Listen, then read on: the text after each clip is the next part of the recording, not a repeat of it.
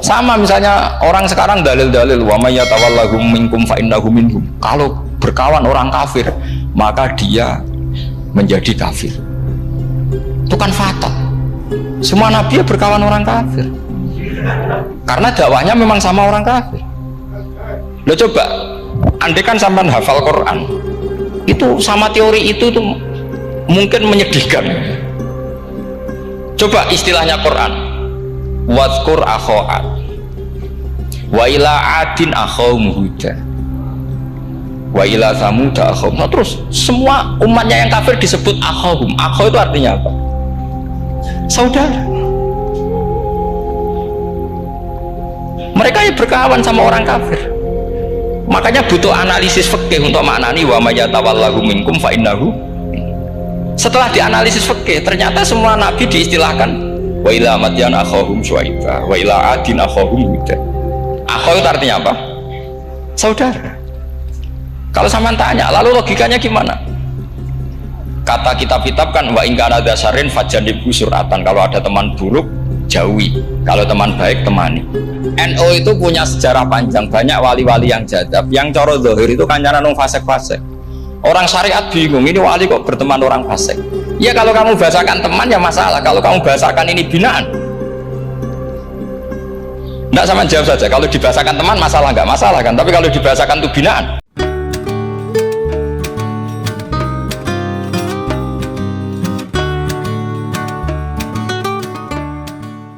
Sama misalnya orang sekarang dalil-dalil wa may yatawallahum minkum fa innahu minhum. Kalau berkawan orang kafir, maka dia menjadi kafir. Itu kan fatal. Semua nabi ya berkawan orang kafir. Karena dakwahnya memang sama orang kafir. Lo coba, andai kan sampean hafal Quran, itu sama teori itu tuh mungkin menyedihkan. Coba istilahnya Quran, wadhkur akho'at wa ila adin akhawum huda wa ila samuda akhawum. Nah, terus semua umatnya yang kafir disebut akhawum. Akhaw itu artinya apa? Saudara. Mereka ya berkawan sama orang kafir. Makanya butuh analisis fikih untuk maknani wa may yatawallahu minkum fa innahu. Setelah dianalisis fikih, ternyata semua nabi diistilahkan wa ila madyan akhahum syuaiba wa ila adin akhahum huda. Akhaw itu artinya apa? Saudara. Kalau sampean tanya, lalu logikanya gimana? Kata kitab-kitab kan wa in kana dasarin fajanibhu suratan. Kalau ada teman buruk jauhi, kalau teman baik temani. Kalau cara usul fikih gampang. Kancanan maling dosa, wong kok kancane maling. Tapi nak dakwai maling, apik kan? Aku orang ngancani kok dakwai dandani, selesai kan? Ngancani maling elek, nak dakwai maling apik. Demenan berodo elek, nak didik apik kan, itu seperti itu. Nah, ini penting kalau aturakan. Dan di sini ini makanya NU itu punya sejarah panjang, banyak wali-wali yang jadab, yang coro zahir itu kancanan wong fasik-fasik. Orang syariat bingung, ini wali kok berteman orang fasik. Ya kalau kamu bahasakan teman ya masalah, kalau kamu bahasakan ini binaan. Enggak, sama jawab saja, kalau dibahasakan teman masalah enggak masalah kan, tapi kalau dibahasakan itu binaan, selesai kan? Sama, nabi berkawan orang kafir itu enggak karena berkawan, itu binaan nabi. Memang nabi itu jadi nabi, objeknya adalah mengislamkan orang kafir. Ya berlama-lama nabi dialek dengan mereka, muasyarah sama mereka. Bahkan nabi diharuskan bersikap baik sama mereka. Itu yang disebut fabima rahmatim minallahi lintalahum walau kunta fadzan ghalidhal qalbi lan faddu min haul. Tapi sekarang itu orang sudah tidak pakai ilmu. Orang-orang radikalisme itu nggak pakai usul fikih. Pokoknya kalau ada ayat terjemahnya gini ya sudah, itu jadi madhab. Akhirnya kecelakaan seperti ini. Pokoknya kalau ada ayat faqtulul musyrikina haitsu wajadtumuhum wa khuduhum wahsuruhum waq'udu lahum kullah marsad. Sudah hafalnya ayat itu saja. Dia tidak mau ngapalkan misalnya qatilul ladzina yuqatilunakum. Ada ayat lagi wa akhrijuhum yamin haitsu akhrajukum. Sehingga ulama kita membagi kafir itu ada harbi, kita musuhi, ada dhimmi, ada muahad, ada musta'man. Itu ulama karena tahu tidak semua orang kafir itu harbi, tidak semuanya dhimmi, tidak semuanya muahad, tidak semuanya musta'man. Kalau harbi oke, kita perang, kalau dimia kita bina. Kalau muahad ya sesuai perjanjian kita, kompensasinya apa, MOU-nya kayak apa. Tapi apalnya mereka ayat satu tema. Nah celakanya kita yang ngaji di pondok-pondok yang katanya spesialis ingin alim tafsir, apalnya ya satu ayat juga. Wah itu kan satu ayat versus satu ayat. Itu ngeri. Makanya kalau sama tanya saya, ini katanya di acara ini sama tanya, gimana caranya jadi ahli tafsir? Saya jawab gampang. Itu hafal Quran, hafal hadis, terus hafal ulumul Quran. Ya misalnya Nadoman ya Faidul Khobir lah. Kalau kitab Nasar ya minimal itu setengah lanya itkon lah. Kalau nggak lanya-lanya amat ya agak lanya. Karena kitab tafsir itu gampang, teorinya itu mudah sekali. Misalnya al-ibratu bi umumil lafzi la bi khususis sabab. Itu sama dengan kayak kaidah fikih. Karena kalau kaidah fikih itu saya itu pernah dibisui kiai itu. Ini kisah nyata itu. Dibisui kiai itu pas basul masail dulu saya itu masih sering mau basul masail. Tadi mun pensiun mun boten niku. Dulu saya dengan Gus Zofur putrane Mbah Mun itu sering makili Pondok Anwar basul masail fikih. Tapi tidak tahu ceritanya Gus Zofur jadi dokter tafsir, saya juga kok ya tahu-tahu menekuni tafsir. Lama-lama orang itu lupa status saya yang fakih ya. Makanya saya itu ya kadang eman gitu karena ini status penting juga. Tapi status fikih itu kadang memang menyesatkan. Karena begini, itu dulu pernah ada basul masail itu begini. Ini kisah nyata ini. Ada desainer baju putri untuk putri, anak putri. Kemudian desainer itu menciptakan satu celana pendek atau celana seperempat.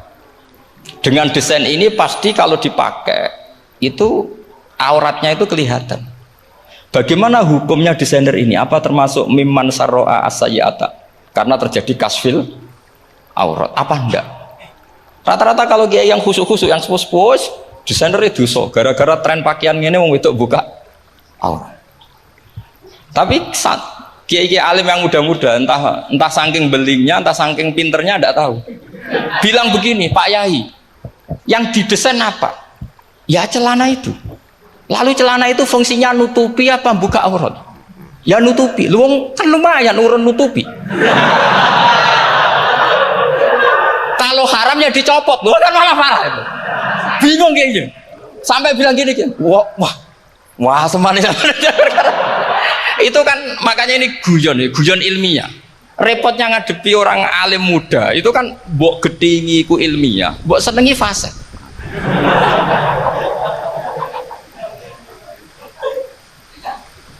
Ketika kiai yang khusyuk tadi tak tanya, kalau desainer katok seperapat, paham gitu? Dia coba yang celana dalam terlalu vulgar gitu, paham gitu? Nggak rok saja lah, rok mini misalnya, rok selutut. Sampean jangan ngeres ya, yang rok selutut misalnya. Rok selutut itu desainernya kena hukum haram enggak? Sampean jawab saja. Oh haram dari kiai sepuh karena dengan desain itu misalnya lututnya kelihatan. Tapi pertanyaannya kiai muda saya masih ingat betul, saya tanya. Lalu fungsi pakaian itu apa Pak Yai? Fungsi itu kan tetap nutupi sebagian awal. Kalau Anda haramkan, barang haram itu harus dihilangkan. Nah, itu. Sampai kiai itu setelah acara itu manggil saya. Gus, kalau ngakoni jenengan alim tapi iki podo repote. Udah repote. Nak dalam itu kan terus itu ada perumusan di redaksi keputusan yang dijual itu yang masail fikihnya kan terus diputuskan dibukukan. Kalau redaksinya halal, Gus nanti orang pakai rok semua. Dan saya balik bantah, kalau redaksinya haram, orang nggak pakai rok lah. Akhirnya itu apa? Kebijakannya lucu. Buak we Gus, pertanyaan itu buak sak jawabannya oke. Jadi kita debat tidak jadi. Ini cerita ilmiah. Makanya sama tidak wajib anut saya ini terlalu ilmiah, jadi tidak baik untuk kehidupan kesalian kurang baik. Jadi ini. Tapi ini ilmu. Tetap kaidahnya fikih la yudraku kullu la yudraku kullu. Jangan kalau tidak bisa nutupi aurat semua, lalu jangan sama sekali. Lungki kan kaidahnya kan gitu, la yudraku kullu la yudraku kullu. Misalnya Anda punya tetangga nggak mau pakai jilbab, nggak mau pakai pakaian muslimah. Kamu tidak boleh bilang munisan raklambinan, tidak bisa. Malayu trokukulu, malayu trokukulu, layu troku napa? Makanya ini kita harus hati-hati. Nah bayangkan sekarang orang meneliti Quran itu yutrokukulu. Mestinya kalau Anda meneliti radikalisme, ayat yang terkait radikalisme diteliti semua.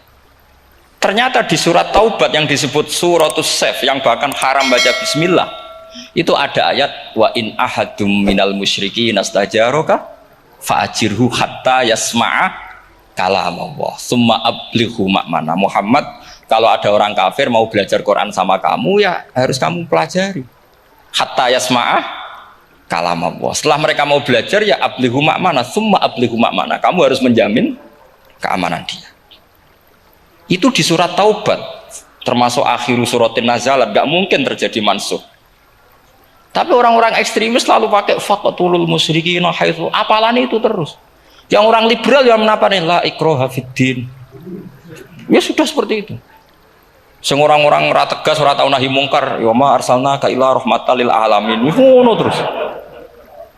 Yang kelompok tukang nahi mungkar ya ayatnya amen nahi mungkar. Saya tuh heran, kenapa mereka punya masalah dengan hafalan kayaknya. Kenapa sih hafalannya kok pedot itu?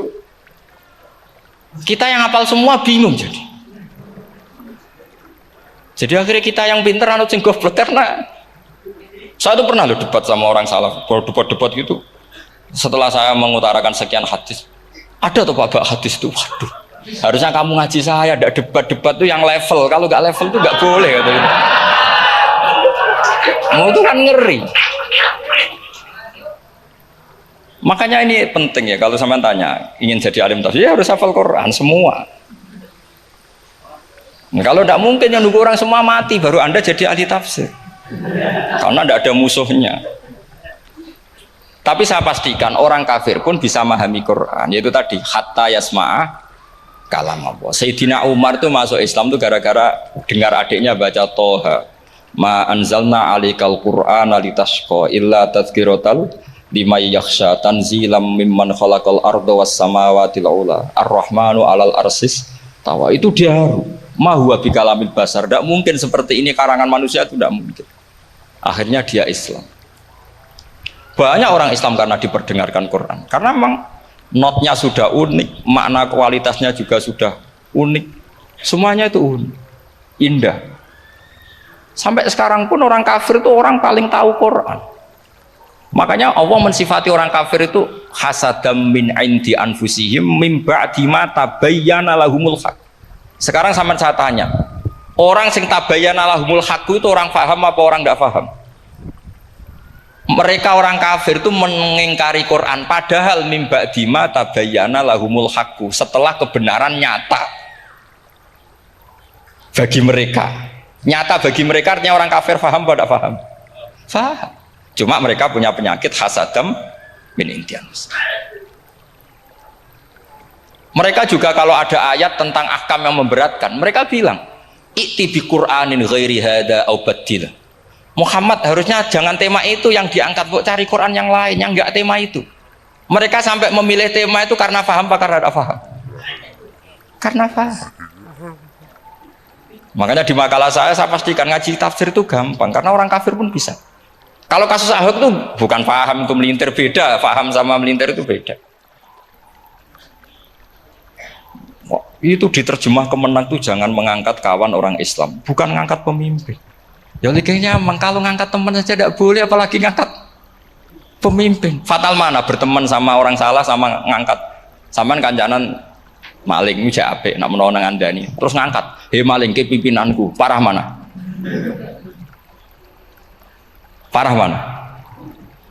Artinya sama saja ketika diterjemah jangan ngangkat teman, sebetulnya ngangkat pemimpin lebih fatal. Itu kan mafhum awlawiyah, itu kan normal saja. Itu di Quran biasa, misalnya innalladzina ya'kuluna amwalal yatama dzulman, orang yang makan hartanya anak yatim secara zalim.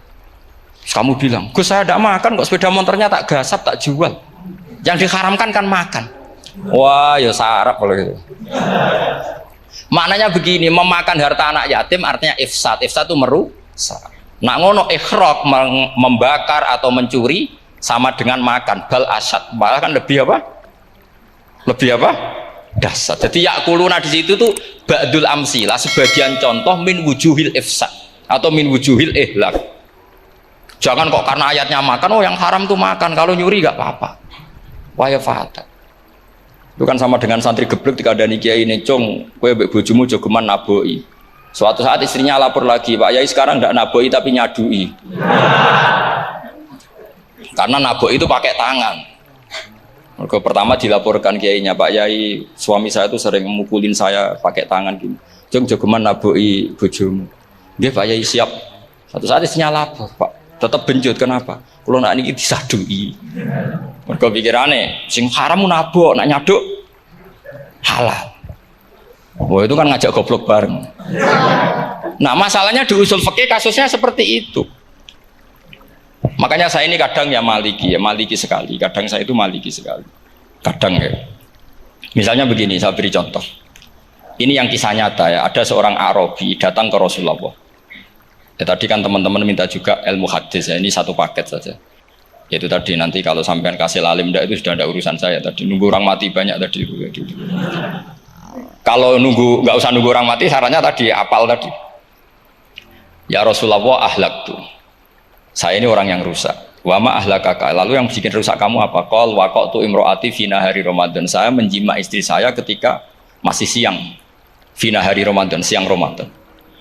Walhasil Nabi tidak menyuruh hanya kodok, tapi menyuruh kafaroh. Kafarohnya itu merdekakan budak atau memberi makan 60 orang miskin atau puasa berapa? Puasa 60 hari. Atau urut merdekakan budak atau puasa 60 hari atau memberi makan sitina miskin. Oke, kita sepakat. Sepakat ya, hadis itu sahih dan diulang-ulang oleh ashabus sunan. Oke, riwayatnya nggak masalah. Sekarang kita analisis maknanya. Sekarang sampean saya tanya. Kalau Anda misalnya sekarang jam berapa ini? Misalnya sekarang jam 9 kurang seperempat Ramadan, terus Anda rokok atau Anda ngopi, kepengen ngopi terus ngopi tanpa udhrin syar'iin. Anda hanya wajib qadha apa bayar kafarah? Enggak, sampean jawab. Rata-rata kiai kita, oh mau wajib qadha Gus karena gak jima. Sing seru kafarah itu nak jima. Kan ngombe kopi be jima beda. Pertanyaannya tuh lucu, ini naif secara fikih masalah. Masalahnya begini. Jima bojo itu tidak zina. Jima bojo itu zina apa enggak? Enggak. Berarti dengan makan bedanya apa? Sama kan? Sama-sama amrun mubah. Sesuatu yang boleh. Kenapa hukumannya berat? Makanya kata Imam Malik, enggak itu nilainya. Nilainya adalah hadku hurmati Ramadan bi ghairi udhrin syar'iyyin. Makanya kata Imam Malik, siapapun yang makan fina hari Ramadan, iftar apapun fina hari Ramadan bi ghairi udhrin syar'iyyin, maka hukumnya sama dengan jima fina hari Ramadan. Karena sama-sama ihlak ifsad hurmata Ramadan bi ghairi udhrin syar'iyyin.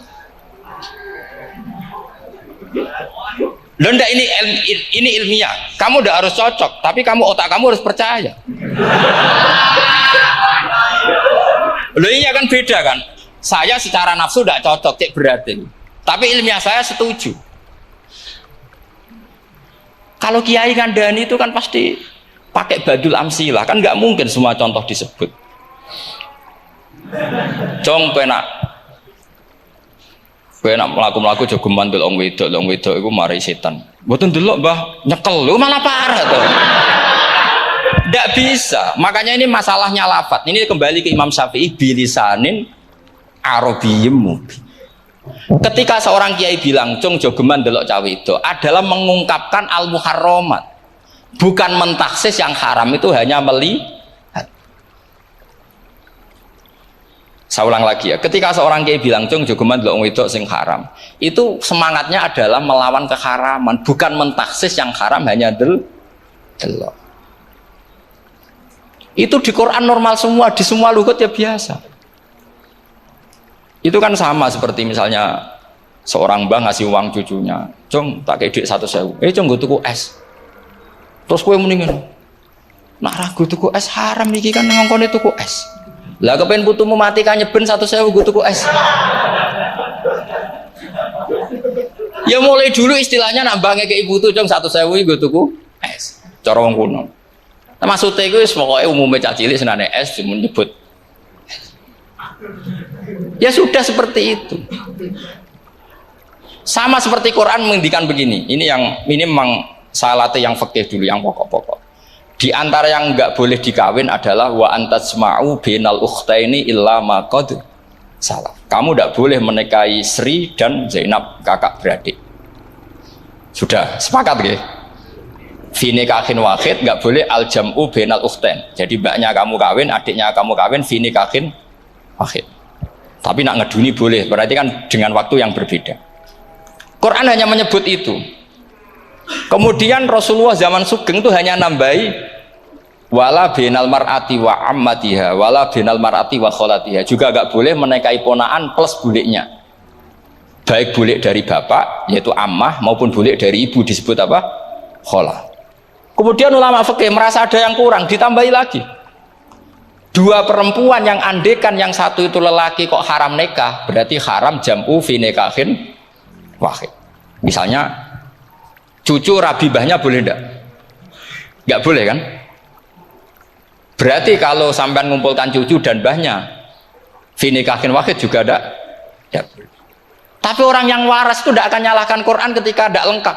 Wa antasma'u bainal ukhtaini ila ma qad salaf, ini tidak lengkap. Yang haram kan tidak hanya jam'u bainal ukhtain, termasuk mengumpulkan cucu dan mbahnya. Karena Quran enggak mau dengan logika tidak waras itu, tidak mau. Taruh saja orang itu rata-rata mbahnya kan umur 70 tahun. Cucunya umur 17 tahun. Kebayang nggak kamu nikahi sehingga adik kan boleh bareng, pasti kamu milih bareng. Makanya Quran hanya bakas wa antasma'u final ukhtain, karena yang mungkin masih menggugah selera itu dua. Tapi kalau cucu sama mbahnya itu, kalau ada yang masih selera kan ya sarap tuh. Tapi fikih sebagai kaidah tetap menerangkan termasuk yang haram jam'u adalah bainal mar'ati wajad dati. Paham juga maksudnya? Artinya ketika menyebut itu tidak jaminan merangkum semua hukum, tapi ba'dul amsilah. Fa'innal akila yaktafiya bi isyaratil ba'di, karena orang kalau punya akal di isyaroi sebagian sudah paham. Ini penting kalau aturakan. Jadi ini penting. Nah bayangkan sekarang banyak gerakan-gerakan ahli Quran katanya, tapi nggak memahami ilmu usul fikih. Quran ra ono ya wis. Nang Quran ra ono cerita harame asu, nak ngono asu ya halal. Ora ono Qurane. Sing ra ono iku tekem ora Qurane, kok aneh-aneh kowe.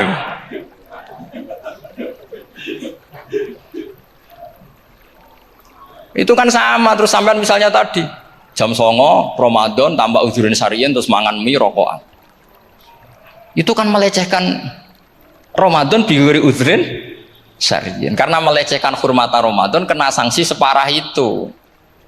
Jangan kamu terus bilang tapi Nabi hanya bilang masalah jima finari Ramadan.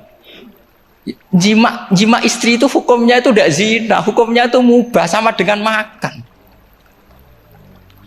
Ini cara madzhab Maliki, tapi kita alhamdulillah madzhab Syafi'i. Ya, itu masalahnya. Berhubung itu menguntungkan sami'na wa ta'na.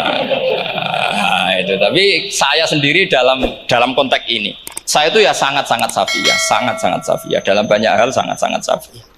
Tapi dalam banyak hal kadang-kadang saya ya Maliki.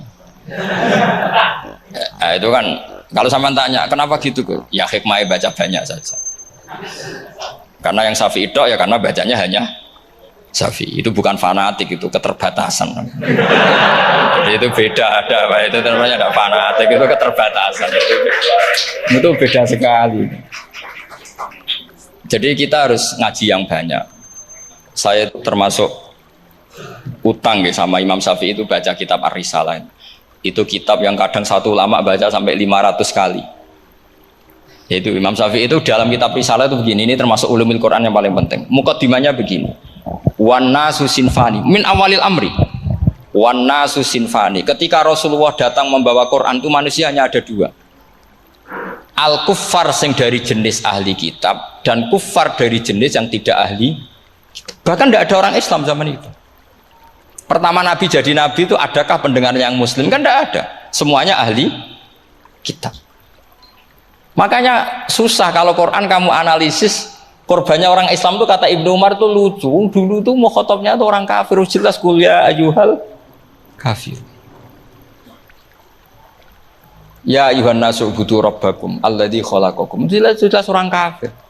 Karena orang Islam nggak mungkin dikhatabi ubudu rabbakum. Makanya Imam Suyuti kalau nafsiri itu ngeper ubudu rabbakum wahiduhu.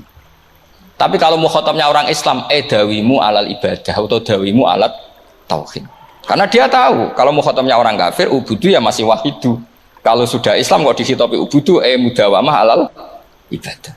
Itu saking alimnya Imam Suyuti. Ini saya teruskan. Kalau mukhatabnya itu orang kafir ahli kitab, itu kemungkinannya ya dua cara mereaksi Quran. Yaitu disebut lam yakunil ladzina kafaru min ahlil kitabi wal musyrikina munfakina hatta ta'tiyahumul. Jadi lam yakunil ladzina kafaru, jelas kafaru itu umum. Kemudian ditafsir kafaru itu ada yang min ahlil kitabi, berarti kafaru yang jenis Yahudi Nasrani. Ada kafaru yang min ahlil kitabi wal musyrikin, kafaru yang jenis musyrikin, yaitu kafir Mekah. Karena cara kaidah nahwu al-atfu yaqtadi taghayyur, kalau ada ataf pasti konteksnya beda. Ja'a Zaidun wa Amrun, berarti Zaid ada Amar, Amar ya ada Bakar. Karena Ja'a Zaidun wa Amrun wa Bakrun, pasti orang ini berbeda. Tidak boleh orang yang sama kamu pakai ataf. Ini sudah clear ya ini ya. Kemudian cara pandang mereka ya beda. Ketika Rasulullah mengajak tauhid, itu ahli kitab tidak masalah. Memang harusnya Tuhan itu satu. Tidak masalah bagi ahli kitab. Problem bagi ahli kitab adalah Muhammad itu nabi. Itu kita nggak suka. Kalau Tuhan satu oke, tapi kalau Muhammad nabi tidak oke. Kita bisa jadi nabi, kata mereka, karena mereka merasa nasabnya sampai Ibrahim. Sementara zaman itu mereka sanksi Muhammad itu nasabnya konti, gak jelas. Nah, ini penting kalau aturakan. Sehingga dalam konteks ini Allah menjawab ahli kitab dulu. Ini itu disebut Muhammad itu nasabnya jelas. Ini itu fihi ayatum bayinatum maqamu Ibrahim. Ini saya dengarin. Ibrahim itu jelas pernah ke Mekah. Bukti Ibrahim pernah ke Mekah adalah jejak kaki Ibrahim di makam apa?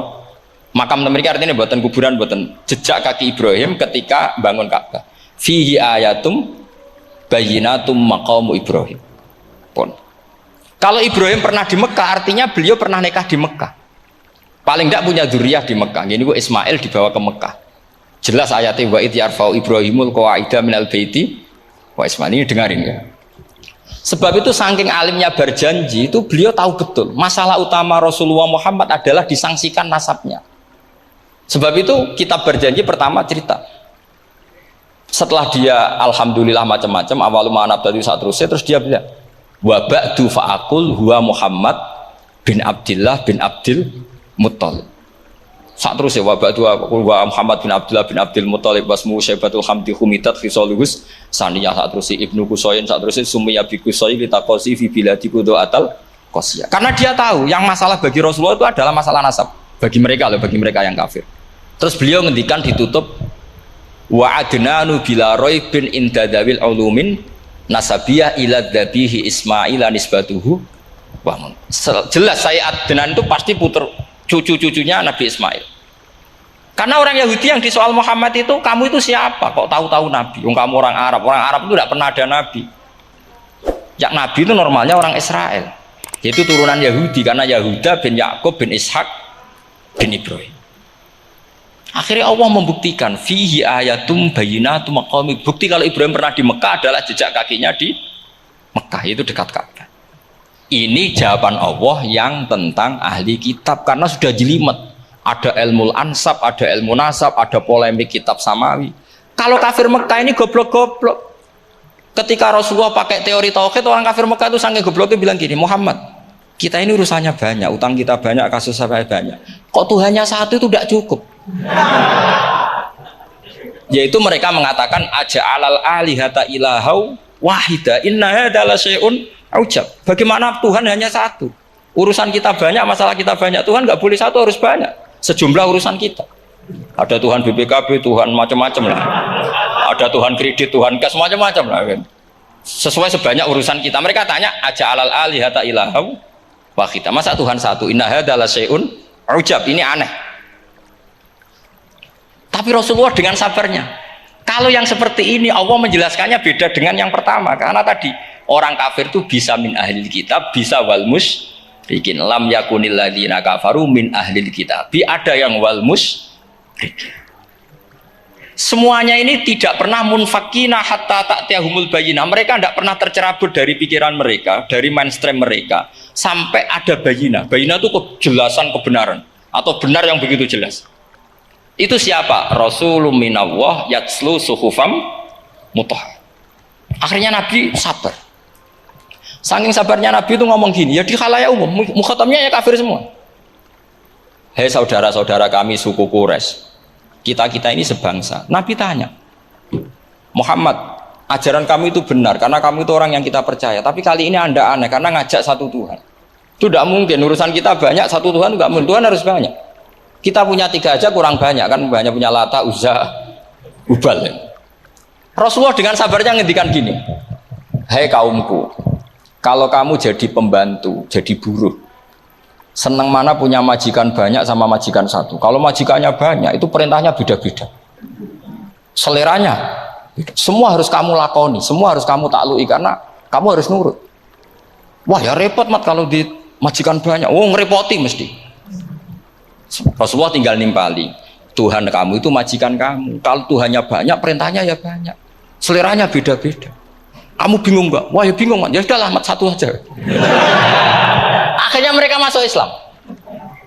Nah itu disebut Nabi itu fatona, punya kecerdasan artikulatif. Kalau menjelaskan itu masuk akal. Nah itu disebut dorobawahu matalar rojulan fihi syuraka'u mutasyakisuna wa rojulan salamal lirojul hal yastiawiyani masalah alhamdulillah. Nah ini penting. Allah membuat satu perumpamaan bagaimana ada satu pembantu yang punya majikan banyak, yang berbeda-beda seleranya, berbeda-beda perintahnya.